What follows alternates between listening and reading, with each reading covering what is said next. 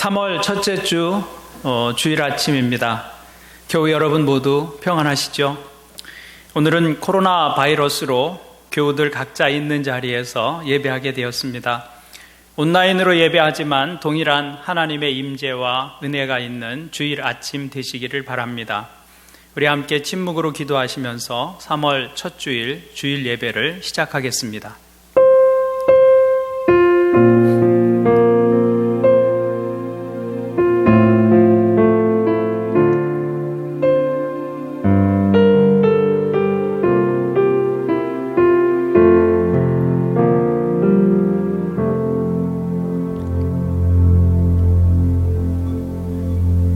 여호와는 나의 목자시니 내게 부족함이 없으리로다. 그가 나를 푸른 풀밭에 누이시며 쉴만한 물가로 인도하시는도다. 내 영혼을 소생시키시고 자기 이름을 위하여 의의 길로 인도하시는도다. 내가 사망의 음침한 골짜기로 다닐지라도 해를 두려워하지 않을 것은 주께서 나와 함께 하심이라. 주의 지팡이와 막대기가 나를 안위하시나이다. 주께서 내 원수의 목전에서 내게 상을 차려주시고 기름을 내 머리에 부으셨으니 내 잔이 넘치나이다. 내 평생의 선하심과 인자하심이 반드시 나를 따르리니 내가 여호와의 집에 영원히 살리로다. 아멘. 우리 함께 찬송 부르시겠습니다. 하늘의 문을 여소서. 이 찬양을 함께 부르시겠습니다.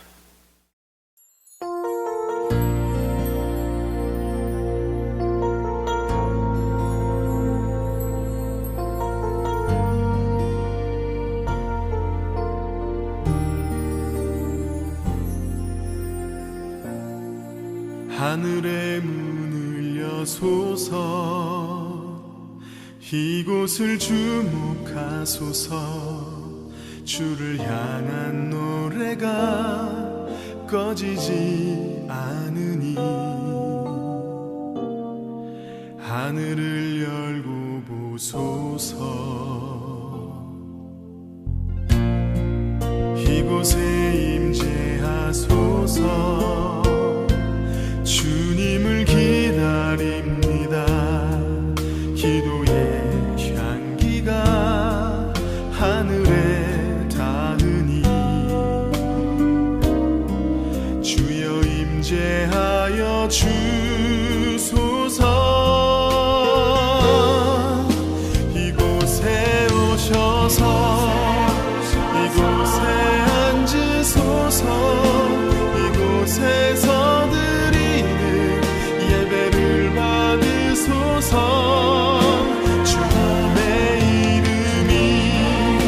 주님의 이름만이 오직 주의 이름만 이곳에 있습니다.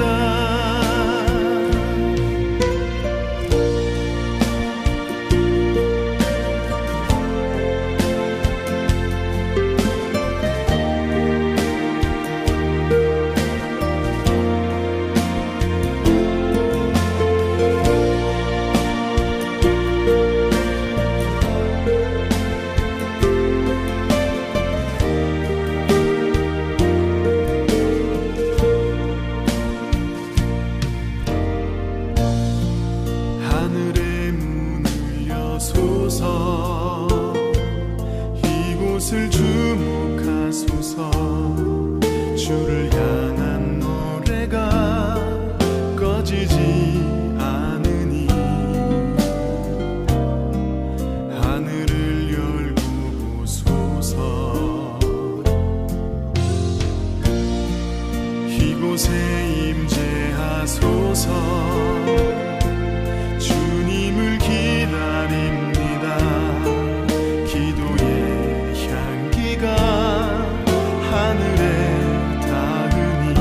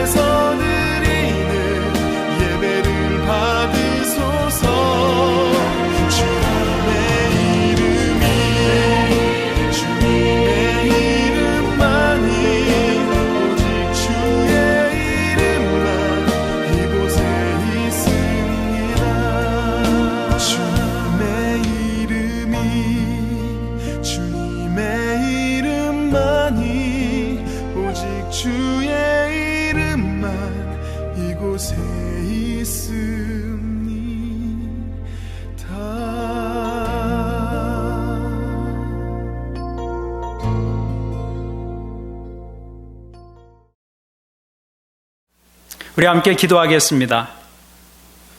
하나님 아버지, 오늘 우리가 아주 특별한 모습으로 예배하게 되었습니다. 코로나 바이러스가 확산되는 상황에서 함께 모일 수 없어서 각자의 자리에서 예배합니다. 그러나 어디 하나 계시는 하나님이시니 이 시간 우리 있는 자리에서 신령과 진정으로 예배하는 시간이 되게 하여 주십시오. 이렇게 예배하면서 어디 하나 계시는 하나님을 깊이 만나고 경험하게 하시고 하나님의 임재의식을 가지고 일상을 살아가는 기회가 되게 하여 주십시오. 특별히 기도하는 것은 코로나 바이러스의 확산으로 혼란과 불안 속에 있는 저희에게 하나님 안에 있는 평강을 주시기를 기도합니다. 어려움 속에서도 내적인 평화를 잃지 않고 각자의 자리에서 최선을 다하는 삶이 되게 하여 주십시오. 바이러스의 확산을 방지하고 치료하기 위해서 모든 노력과 힘을 다하고 있는 질병관리본부와 방역당국에 지혜와 능력을 부어주십시오. 또 대구와 경북 지역으로 달려가 생명을 구하는 일에 헌신하는 의료진들을 기억해 주십시오. 저들의 수고와 희생이 감염을 막고 상황을 진정시키고 환자들이 회복되는 구체적인 열매로 나타나게 도와주십시오. 특별히 이런 상황에서 더 큰 위험에 노출되어 있는 가난하고 소외된 사회적 약자들을 돌아보게 하시고 어려운 상황 속에 있는 중소상공인들을 위한 정책적인 배려와 지원이 범정부 차원에서 진행되게 하여 주십시오. 이를 위해 위정자들이 정쟁을 그치게 하시고 정파의 이익을 넘어 올바르고 효과적인 정책을 결정하게 도와주십시오. 특히 잘못된 믿음을 가진 사람들이 이런 상황을 더욱 악화시키고 있는데 저들이 적극적으로 협조하게 하시고 이번 기회에 잘못된 가르침에 빠진 사람들이 깨닫고 돌아서게 하여 주십시오. 그러나 누구를 미워하고 혐오하고 적대시하지 않게 하시고 예수님께서 우리에게 가르쳐 주신 사랑과 환대의 마음으로 서로를 대하게 하여 주십시오. 이 예배를 받으시고 예배하는 사람들의 마음을 그리스도의 사랑과 평화가 다스리게 하여 주십시오. 우리를 고치시고 회복시키시는 예수 그리스도의 이름으로 기도드립니다. 아멘.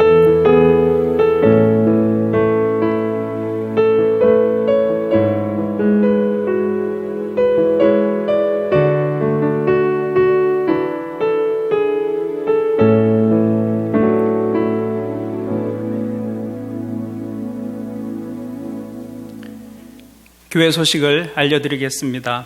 이 시간 함께 예배하는 교우 여러분들을 환영하고 축복합니다. 하나님께서 여러분과 가족들의 건강과 안전을 지켜주시고 또 평강 주시기를 기도합니다. 오늘과 다음 주일까지는 온라인으로 예배를 드립니다. 목장 모임도 쉬도록 하겠습니다. 그 후의 상황은 카톡을 통해서 다시 알려드리도록 하겠습니다. 지금은 모든 사람들이 개인위생과 공중위생의 원칙을 잘 지켜야 할 때입니다. 동시에 하나님의 도우심을 절대적으로 필요로 하는 때입니다. 교우 여러분들께서는 카톡에 올려드린 짧은 기도문을 가지고 매 식사 때마다 기도해 주시기를 바랍니다. 그리고 하루에 한 번 이상 긴 기도문을 가지고 기도해 주시기를 바랍니다. 하나님께서 우리의 기도를 들으시고 이 땅을 고쳐주실 것입니다. 교회에서는 정부에서 운영하는 재해구호기금에 구호헌금으로 100만 원을 기부하기로 결정했습니다. 혹시 개인적으로 참여하시기 원하시는 분들은 교회 계좌로 헌금에 동참해 주시기를 바랍니다.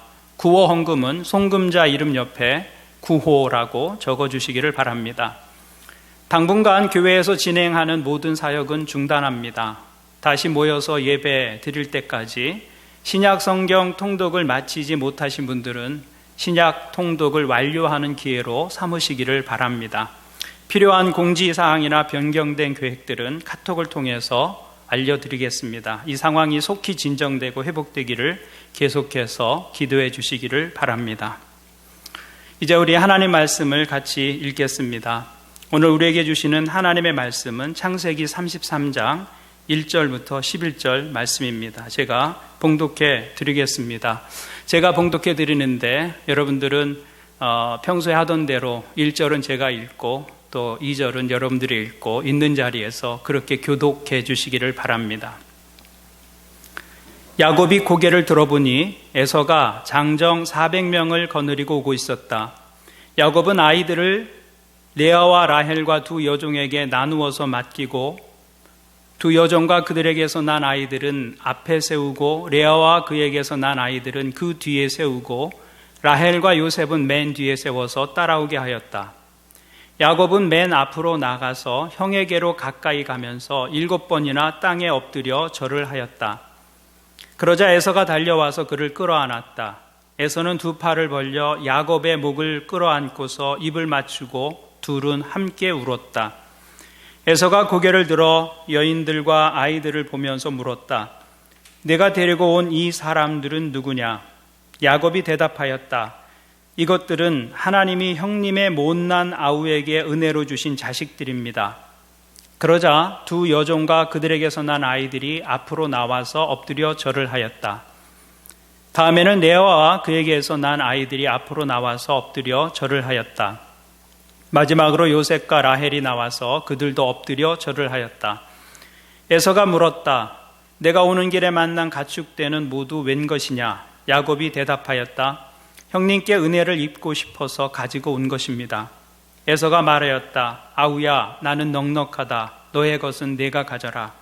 야곱이 말하였다. 아닙니다, 형님. 형님께서 저를 좋게 보시면 제가 드리는 이 선물을 받아주십시오. 형님께서 저를 이렇게 너그럽게 맞아주시니 형님의 얼굴을 뵙는 것이 하나님의 얼굴을 뵙는 듯합니다. 하나님이 저에게 은혜를 베푸심으로 제가 가진 것도 이렇게 넉넉하게 되었습니다. 그러니 제가 형님께 가지고 온 이 선물을 기꺼이 받아주시기 바랍니다. 야곱이 간곡히 권함으로 에서는 그 선물을 받았다. 아멘. 오늘은 이 본문을 가지고 야곱과 에서의 화해라는 제목으로 말씀을 드리겠습니다. 야곱은 20년 타향살이 끝에 거부가 되었습니다. 그러나 야곱의 삶은 행복하지 않았습니다. 그의 삶은 용서받지 못한 자의 삶이었기 때문입니다. 20년 만에 고향으로 돌아가는 길이지만 야곱에게 고향은 돌아가 안길 수 있는 품이 아니었습니다. 형 에서와의 갈등이 해결되지 않았기 때문입니다. 그렇습니다. 용서받지 못하고 용서하지 못한 마음에는 갈등과 불안과 두려움이 넘칩니다. 그래서 하나님은 하나님의 자녀들이 용서받지 못하거나 용서 못한 상태로 그 분노와 상처의 가슴으로 이 땅을 살기를 원치 않으십니다. 용서하고 용서받는 이 화해가 얼마나 중요한지 성경은 우리에게 이렇게 말씀해 주고 있습니다. 내가 제단에 제물을 드리려고 하다가 내 형제나 자매가 내게 어떤 원한을 품고 있다는 생각이 나거든 너는 그 제물을 제단 앞에 놓아두고 먼저 가서 내 형제나 자매와 화해하여라. 그런 다음에 돌아와서 제물을 드려라. 성경이 무엇을 말씀하고 있습니까? 화해하는 일이 예배 드리는 일보다 더 중요한 일이라는 것입니다. 하나님을 기다리시게 하고서라도 해야 할 일이 화해하는 일이라고 성경은 말씀합니다. 오늘 말씀에서 우리는 야곱과 에서가 지난 20년간의 묵은 감정을 털고 화해하는 모습을 보게 됩니다. 성경에서 가장 아름다운 장면 가운데 하나입니다. 야곱과 에서의 화해 속에서 우리는 몇 가지 화해의 원리를 배울 수 있습니다. 오늘 말씀을 한 문장으로 요약한다면 야곱처럼 엎드리고 에서처럼 안아라입니다. 야곱처럼 엎드리고 에서처럼 안아라. 먼저 화해를 위한 야곱의 모습을 보겠습니다. 3절을 보면 야곱은 맨 앞으로 나가서 형에게로 가까이 가면서 7번이나 땅에 엎드려 절을 하였다. 야곱이 보니 형 에서가 400명의 장정들을 거느리고 말을 타고 달려오는 것이 보입니다. 그것을 보고 야곱은 맨 앞으로 나가서 형에게로 가까이 갔다고 기록하고 있습니다. 바로 이것이 야복강에서 하나님을 만난 후 야곱의 달라진 모습입니다. 창세기 32장에서 야곱은 사람들과 가축을 여러 대로 나누고 자기보다 앞에 세웠습니다. 그리고 자기는 맨 끝에 있었습니다. 여차하면 도망하겠다는 전략입니다. 그런데 오늘 말씀 3절에서 야곱은 가장 앞에 서서 에서를 만나러 가고 있습니다. 가장 마주하기 싫은 상황이지만 야곱은 가장 앞에 서서 이 상황을 맞이하고 있는 것입니다. 이것이 하나님을 만난 사람들의 모습입니다. 나를 아시는 하나님, 내 삶의 문제 가운데 찾아와 주시고 나를 만나 주시는 하나님, 나의 사정을 아시고 내 고통을 들으시는 하나님에 대한 경험이 있다면 이 신앙의 경험을 가지고 우리는 피하고 싶은 삶의 문제 속으로 담대하게 들어갈 수 있게 되는 것입니다. 문제를 피하여 도망하지 않고 그 문제를 직면하여 그 문제를 해결해 나갈 수 있게 되는 것이죠. 그래서 야곱은 하나님을 만난 후에 가장 맨 앞에 서서 에서를 맞이합니다. 가장 피하고 싶은 상황이고 가장 피하고 싶은 사람입니다. 그런데 에서는 그 환경에서 도망치지 않습니다. 이제는 그 사람에게서 도망하지 않습니다. 그것이 하나님을 만난 사람들의 모습입니다. 하나님께서 내 속에서 일하신 것처럼 그 사람 속에서도 일하실 것이다 라는 것을 믿기 때문입니다. 그래서 야곱은 맨 앞에 서서 에서에게 가까이 나아가고 있는 것이죠. 이제 이 상황을 누가 주도하고 있습니까? 야곱이 주도하고 있습니다. 형 에서를 피하고 그 앞에서 도망가려고 했던 야곱이 이제는 그 에서에게 가까이 나아가고 있는 것이죠. 야곱이 적극적으로 이 상황을 해결해 가고 있는 것입니다. 이것이 성경이 말씀하시는 화해의 방법입니다. 갈등을 해결하는 믿음의 방법은 화해의 주도권을 내가 가지는 것입니다. 믿음이 있는 사람이 먼저 하는 것입니다.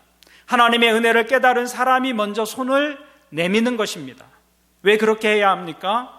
하나님께서 그렇게 하셨기 때문입니다. 우리가 하나님과 갈등 관계 속에 있을 때 먼저 손을 내신 분은 하나님이셨습니다. 하나님이 먼저 우리를 찾아오셨습니다. 로마서 5장 8절은 이렇게 말씀합니다. 그러나 우리가 아직 죄인이었을 때에 그리스도께서 우리를 위하여 죽으셨습니다. 이리하여 하나님께서는 우리들에 대한 자기의 사랑을 실증하셨습니다.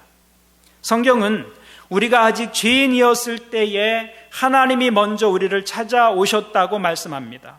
하나님이 먼저 손을 내미셨다는 것이죠. 그러므로 하나님의 사랑을 아는 그리스도인들은 인간관계의 갈등 속에서 기다리지 않습니다. 먼저 찾아가고 먼저 행동하는 사람들입니다. 주님은 산상수훈에서 이렇게 말씀하셨습니다. 평화를 이루는 사람은 복이 있다. 하나님이 그들을 자기의 자녀라고 부르실 것이다.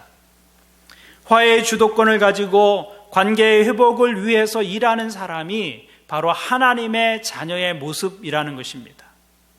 하나님의 아들 예수 그리스도께서 그렇게 하셨기 때문입니다. 그것이 바로 장자의 축복입니다. 야곱은 에서의 장자의 권리를 자기의 것으로 삼았습니다. 아버지 이삭을 속이고 장자의 축복을 받아냈습니다. 그러면 도대체 무엇이 장자의 축복이란 말입니까? 재산으로 보면 에서도 야곱 못지않은 부자입니다. 오히려 에서가 야곱보다 더 많은 재산을 가졌습니다. 그래서 야곱이 주는 선물을 거절할 정도입니다. 삶의 영향력도 야곱보다는 에서가 더 큽니다. 400명의 장정을 이끌고 다닐 정도로 자기 세력을 가진 사람이 에서였습니다. 그러니까 눈에 보이는 것으로 보면 야곱이 에서보다 더 복을 받았다고 말하기 어렵습니다. 그러면 야곱이 그렇게 수고하고 애써서 장자의 축복을 가지려고 했는데 그 장자의 축복이 도대체 무엇이란 말이냐라는 것이죠. 그런데 장자의 축복 가운데 하나는 화해의 주도권을 가지고 살아가는 것입니다. 예수님께서 하나님의 맏아들로서 그분이 하신 일이 무엇입니까? 십자가 위에서 하나님과 인간 사이에 화해를 주도하신 것입니다. 그것이 장자의 권리고 장자의 축복이라는 것이죠. 그래서 하나님이 보시기에 누가 큰 자입니까? 화해의 주도권을 가지고 사는 사람이 하나님 보시기에 큰 자입니다. 그래서 화평케 하는 자, 평화를 이루는 자가 하나님의 자녀라 일컬음을 받는다고 하신 것입니다. 그것이 장자의 축복이라는 말씀입니다. 여러분, 삶에는 항상 갈등이 있기 마련입니다. 인간관계에는 항상 갈등이 있고 문제가 있습니다. 그러나 그때 화해의 주도권을 잡고 또 화해를 위해서 먼저 손을 내미는 여러분들이 되시기를 바랍니다. 그것이 갈등을 해결하는 첫걸음이고 바로 그것이 장자의 축복이라는 것입니다. 그래서 야곱은 이제 에서에게 가까이 가는 사람이 되었습니다. 3절을 다시 보겠습니다. 야곱은 맨 앞으로 나가서 형에게로 가까이 가면서 7번이나 땅에 엎드려 절을 하였다. 야곱이 에서에게로 가까이 가면서 어떻게 했다고요? 7번이나 땅에 엎드려 절을 하였습니다. 야곱은 에서 앞에 엎드렸습니다. 여기에 중요한 교훈이 있습니다. 우리가 화해자로 이 땅을 살아가려면 무엇보다 자신의 몸을 굽히는 것을 배워야 한다는 것입니다. 야곱은 형을 만나러 갈 때 몸을 7번 땅에 굽혔다고 말합니다. 여기 7번 절을 했다는 것은 그에게 최대한의 경의를 표했다는 말입니다.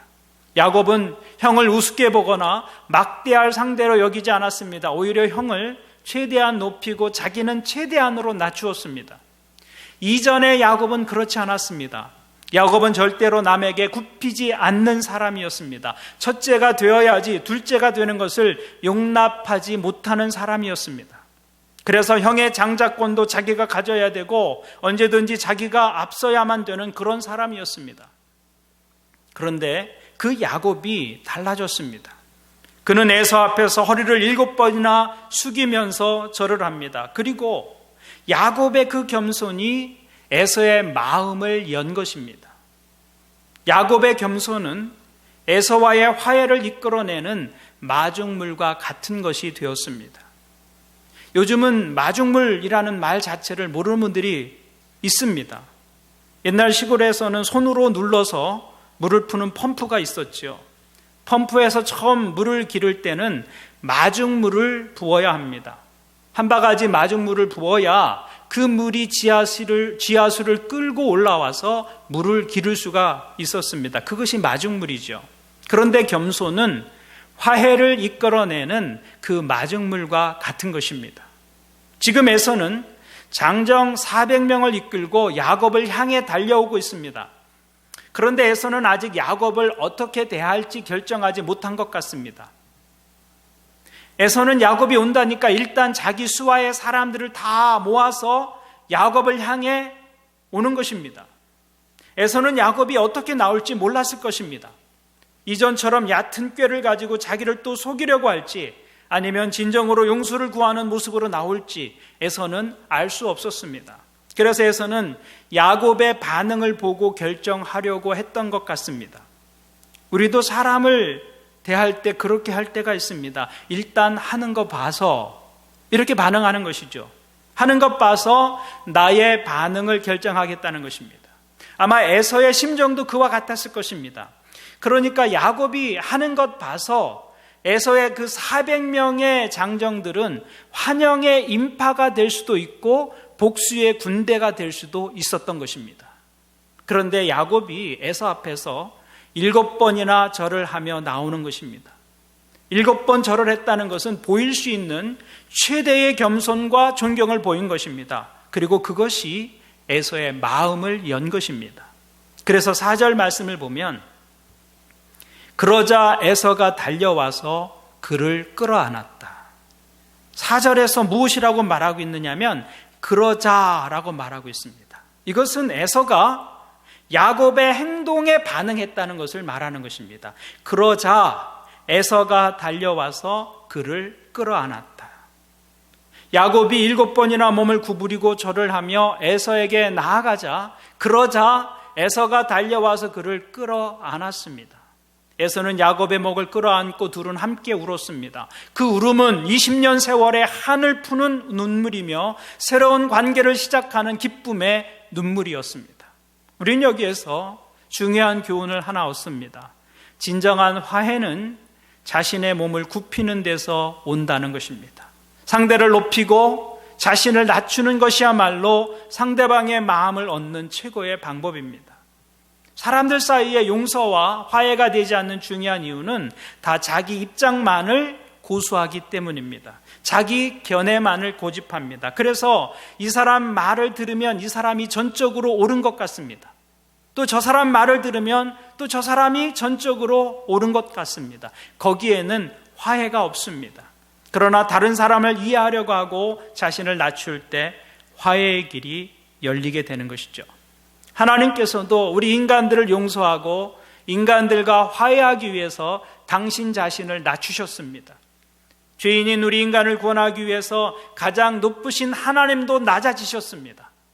빌립보서 2장 7절 8절을 보면 하나님이신 예수 그리스도께서 인간의 몸을 입고 이 땅에 오신 것을 이렇게 말씀하고 있습니다. 오히려 자기를 비워서 종의 모습을 취하시고 사람과 같이 되셨습니다. 그는 사람의 모양으로 나타나셔서 자기를 낮추시고 죽기까지 복종하셨으니 곧 십자가에 죽기까지 하셨습니다. 하나님이 자신을 비워서 인간의 몸을 입고 낮아지셨다고 성경은 말합니다.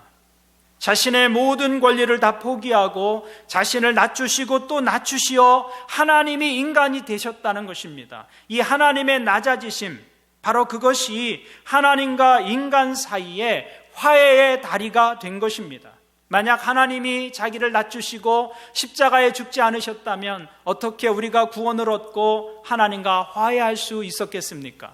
하나님은 낮아지심으로 이 세상을 구원하시고 겸손으로 세상과 화해하셨습니다. 하나님도 그렇게 하셨다는 것이죠. 그러므로 화해를 위한 다른 길은 없습니다. 하나님과 화해하는 길도 그렇고 사람과 화해하는 일도 동일합니다. 자신을 굽히고 낮은 자세를 취하는 것입니다. 겸손입니다. 상대를 높이고 자신을 낮추는 것이야말로 상대의 마음을 얻는 최선의 방법이다라는 것이죠. 야곱처럼 엎드려야 합니다. 저는 여러분들이 겸손으로 사람들의 마음을 얻는 축복된 삶을 사시기를 주님의 이름으로 축원을 드립니다. 바로 그것이 장자의 축복인 것입니다. 용서와 화해의 두 번째 원리는 에서처럼 앉는 것입니다. 야곱처럼 엎드리고 에서처럼 앉는 것. 오늘 말씀을 보면 자신을 굽혀 절을 하며 나오는 야곱을 보고 에서가 달려갑니다. 4절 말씀을 다시 보겠습니다. 그러자 에서가 달려와서 그를 끌어안았다. 에서는 두 팔을 벌려 야곱의 목을 끌어안고서 입을 맞추고 둘은 함께 울었다. 말씀을 보면 에서와 야곱이 함께 끌어안습니다. 입 맞추고 둘은 함께 울었다고 말합니다. 옛날에 서운했던 감정의 찢기는 하나도 남아있지 않는 것 같습니다. 이것이 화해의 모습입니다. 우리 생각에는 에서가 야곱에게 따질 것이 많이 있었을 텐데 에서는 더 이상 따지지 않습니다. 야곱은 태어날 때부터 에서에게 잘못한 사람이었습니다. 에서가 어머니 태중에서 먼저 나가려고 하자 쌍둥이 동생인 야곱이 그렇게 할 수 없다고 에서의 발꿈치를 붙잡았던 그 사람이 야곱입니다. 팥죽 한 그릇으로 장자의 권리를 빼앗고 아버지를 속여서 에서가 받아야 할 축복을 가로챈 사람이 야곱이었습니다. 그 외에도 성경에 기록되지 않은 수많은 잘못들이 야곱에게 있었을 것입니다. 야곱이 에서에게 잘못한 것이 그 두 가지일 뿐이겠습니까? 더 많은 잘못들이 있었겠지요. 그런데 에서는 따지지 않습니다. 왜냐하면 화해는 잘잘못을 따지는 데서 오는 것이 아니기 때문입니다. 화해는 용서를 근거로 하고 있습니다. 만약 에서가 야곱을 만나서 잘잘못을 따지기 시작했다면 절대로 화해는 이루어지지 못했을 것입니다.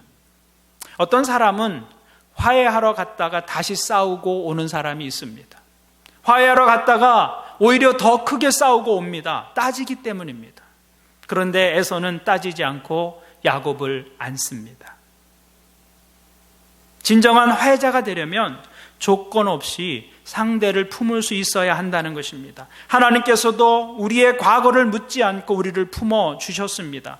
내가 너희 죄를 다시는 기억하지 않으신다고 말씀해 주셨습니다. 그것이 용서의 본질이라는 것입니다. 그래서 예수님은 제자들이 주님 몇 번이나 용서해 줄까요? 묻는 제자들에게 70번씩 7번이라도 용서해 주라고 말씀하신 것입니다. 사람들은 용서했다고 하면서 다 기억합니다. 결코 잊지 않습니다. 그래서 자녀나 식구들이 잘못했을 때 어떻게 하십니까? 한 번, 두 번 용서해 줍니다. 그런데 그 자녀가 또다시 잘못을 저질렀을 땐 여지없이 지난번 일까지 들추어내어서 이야기합니다. 지난번 것까지 모두 합해서 야단을 맞게 됩니다. 우리는 이런 것을 법적인 용어로 집행유예라고 말합니다. 형을 집행하지 않고 유예하고 있다가 다시 죄를 지으면 앞에 저지른 죄까지 소급해서 한꺼번에 그 죄를 묻는 것, 그것이 집행유예지요. 그것은 용서가 아니라는 것입니다. 혹시 여러분 가운데 남편이나 아내나 자식들의 잘못을 용서해 준다고 하면서 여러분이 용서해 준 것을 세고 있는 분이 계시다면 그것은 용서가 아니다라는 것입니다. 이것은 집행을 유예하고 있는 것이지 용서가 아닌 것이죠. 그것은 복수를 미루고 있는 것이지 결코 용서가 아니라는 것입니다. 그래서 진정한 용서는 세지 않는 것입니다. 따지지 않는 것이에요. 용서는 용서해 주고 잊어버리는 것입니다. 에서처럼 그냥 앉는 것입니다. 저는 여러분들에게 잘못한 사람들이 용서를 구할 때 에서처럼 그냥 앉는 사람이 되시기를 바랍니다. 하나님께서 우리에게 그렇게 하셨기 때문입니다. 용서와 화해의 법칙은 야곱처럼 엎드리고 에서처럼 앉는 것입니다. 그런데 우리의 궁금함은 어떻게 에서가 그런 용서의 사람이 될 수 있었는가 하는 것입니다. 에서가 어떻게 그렇게 변할 수 있었을까요? 20년이라는 긴 세월이 지나다 보니까 옛일이 다 잊혀졌고 노여움도 다 식어버린 것일까요? 그렇지는 않았을 것입니다. 만일 그랬다면 에서가 야곱에게로 오면서 장정 400명을 거느리고 오지는 않았을 것입니다.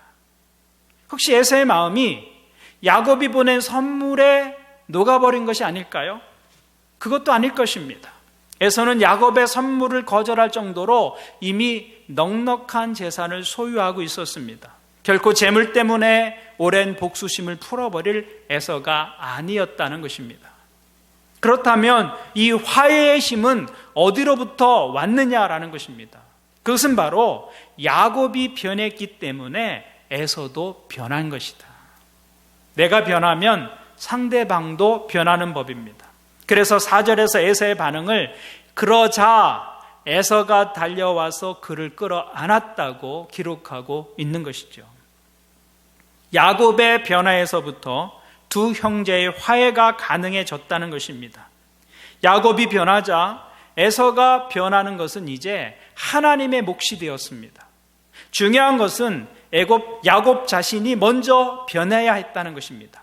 야곱이 변화되자 하나님은 복수심을 품고 야곱을 향해 달려오던 에서의 마음을 돌려놓았다라고 할 수 있습니다. 물론 성경에는 이 부분에 대해서 분명하게 기록하고 있지는 않지만 우리가 알 수 있는 것은 야곱이 변화되자 하나님은 형제 사이의 문제에 개입하셔서 두 사람을 화해하게 하셨다는 것입니다. 그러므로 중요한 것은 야곱 자신이 먼저 변하는 것입니다. 야곱이 이스라엘이 되니까, 야곱이 변하니까 에서의 변화는 이제 하나님의 몫이 되었다는 것이죠. 그것이 화해의 법칙입니다. 그러니까 사람의 마음을 움직이시는 분은 하나님이시다라는 것입니다. 그러므로 여러분의 힘으로 사람을 움직이려고 하지 말고 하나님이 그 사람을 움직이도록 해야 합니다. 내가 변하면 그 사람을 변화시키는 것은 하나님의 몫이다. 그러므로 남편을 움직이려고 하지 말고 하나님이 그를 움직이도록 기도해야 합니다. 자신의 힘으로 아내를 움직이려고 하지 말고 하나님이 그를 움직이시도록 기도해야 하는 것이죠. 여러분의 힘으로 자녀를 움직이려고 하지 말고 하나님이 그들을 움직이시도록 기도하십시오. 내 힘으로는 사람을 바꿀 수 없지만 하나님은 사람을 바꾸고 움직일 수 있는 분이십니다. 그것을 믿고 기도하는 것입니다. 중요한 것은 내가 변하는 것이죠. 잠언 21장 1절에서 주님은 이렇게 약속해 주셨습니다.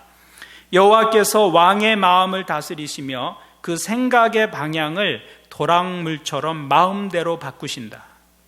하나님께서 사람의 마음을 바꾸고 다스린다는 말씀입니다. 왕의 생각조차도 도랑물처럼 마음대로 바꾸신다고 말씀합니다. 그러므로 중요한 것은 야곱의 변화입니다. 우리 자신의 변화입니다. 야곱이 이스라엘이 되면 에서의 변화는 하나님 책임이 되는 것입니다. 야곱이 엎드리니까 그러자 에서가 달려와서 안을 수 있게 된 것입니다. 이제 10절을 보십시오. 용서를 경험한 사람들의 모습에 어떤 일이 일어나고 있는지. 10절. 형님께서 저를 이렇게 너그럽게 맞아주시니 형님의 얼굴을 뵙는 것이 하나님의 얼굴을 뵙는 듯합니다. 자신을 용서하는 에서의 얼굴에서 야곱은 하나님을 경험합니다. 자신을 용서하는 형의 얼굴이 더 이상 원수의 얼굴이 아닙니다. 나를 두렵게 하고 피하게 만드는 그런 얼굴이 아니라는 것입니다. 오히려 야곱은 에서의 얼굴에서 하나님의 얼굴을 봅니다. 이것이 화해의 절정입니다. 형님의 얼굴을 보고 하나님의 얼굴을 뵙는 듯합니다. 어찌 보면 속이 보이는 말처럼 들리지만 꼭 그렇게 볼 필요는 없습니다. 자녀는 부모를 닮습니다. 자녀는 부모의 얼굴이나 신체적 특징을 잘 닮을 뿐만 아니라 행동 양식과 습관도 닮습니다. 그러므로 용서하는 사람의 얼굴에서 하나님의 얼굴을 본다고 하는 것은 아첨의 말이 아닙니다. 하나님은 용서하시는 하나님이시기 때문입니다. 우리가 사람을 사랑하고 용서하는 삶을 살 때 세상은 우리를 보고 하나님과 닮았다고 할 것입니다. 그것이 야곱의 고백인 것이죠. 용서와 사랑의 삶을 통해 우리는 하나님의 존재를 드러내는 통로가 될 수 있다는 말씀입니다. 그래서 기독교의 핵심은 용서에 있다고 말할 수 있습니다. 기독교 신앙의 가장 중요한 단어 가운데 하나는 바로 용서라는 단어입니다. 그 용서가 없다면 우리가 사랑하는 십자가도 한낱 나무 조각에 불과할 것입니다. 그 용서가 없다면 기독교는 한낱 윤리적 교훈이나 도덕적 가르침에 지나지 않을 것입니다. 기독교는 용서의 종교입니다. 기독교는 하나님의 용서에서 시작된 믿음인 것이죠. 그래서 어떤 분은 용서에 대해서 말하기를 성경은 용서의 알림장이요 십자가는 용서의 영수증이며 성령은 용서의 전파자요 선교는 용서의 전달식이라고 말했습니다. 이 용서의 은총이 없었다면 아브라함이 있을 수 없었을 것입니다. 모세도 있을 수 없었고 베드로나 바울이 예수님의 사도로 이 땅에 존재할 수도 없었을 것입니다. 그래서 우리의 삶에 용서보다 더 필요한 것은 없습니다. 이제 우리의 차례인 것이죠. 믿음은 마치 용서의 릴레이 경기와 같습니다. 우리가 믿을 때 하나님으로부터 용서의 바통을 건네받았습니다. 내가 너를 용서한다. 용서의 바통이 건네진 거예요. 그리고 그 바통을 다시 다른 사람에게 넘겨주어야 합니다. 용서받았기 때문에 용서하는 삶을 사는 것입니다. 이제 우리들 차례다라는 것이죠. 화해해야 할 사람이 있다면 먼저 손을 내미시기를 바랍니다. 먼저 찾아가시기를 바랍니다. 화해의 바통을 건네는 것입니다. 용서의 바통을 건네는 것이죠. 중요한 것은 내가 변화되면 화해가 시작될 수 있다는 것입니다. 내가 변하면 그 사람의 마음을 움직이는 것은 하나님의 몫이 됩니다. 그래서 하나님이 개입하십니다. 거기에서 진정한 화해가 이루어지는 것입니다. 오늘 말씀을 통해서 이 한 문장을 기억하십시오. 야곱처럼 엎드리고 에서처럼 안으십시오. 야곱처럼 엎드리고 에서처럼 안으십시오. 야곱과 에서와 같이 용서와 화해의 축복을 누리는 삶이 되시기를 주님의 이름으로 축원을 드립니다. 아멘. 기도하시겠습니다. 하나님 아버지, 야곱과 에서의 화해를 통해 용서의 축복을 다시 생각합니다. 용서가 없었다면 아브라함도 없었고 다윗도 없었고 사도 바울도 없었을 것입니다. 용서가 없었다면 무엇보다 우리 자신이 하나님의 자녀로 부름받을 수 없었을 것입니다. 우리는 모두 용서가 필요한 사람들입니다. 완전하지 않기 때문입니다. 하나님께로부터 용서를 경험하고 그 용서를 삶의 자리에서 관계 속에서 베푸는 사람들이 되게 하여 주십시오. 야곱처럼 엎드리고 에서처럼 끌어안는 용서와 화해의 사람들이 되게 도와주십시오. 이제는 우리 주 예수 그리스도의 은혜와 하나님의 크신 사랑과 성령님의 임재와 교제가 이 땅을 살면서 용서하고 화해하는 삶을 살기로 결심하는 하나님의 자녀들과 코로나 바이러스로 고통당하고 있는 이 땅 위에 함께 하시기를 간절히 축원하옵나이다. 아멘.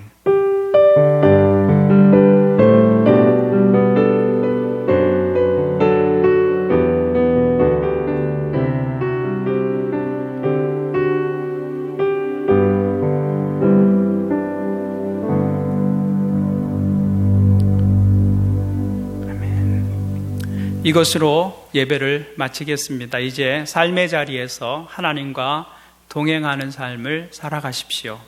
하나님께서 여러분들에게 평안을 주시고 또 건강과 안전을 지켜주시기를 기도합니다. 하늘복 많이 누리십시오. 감사합니다.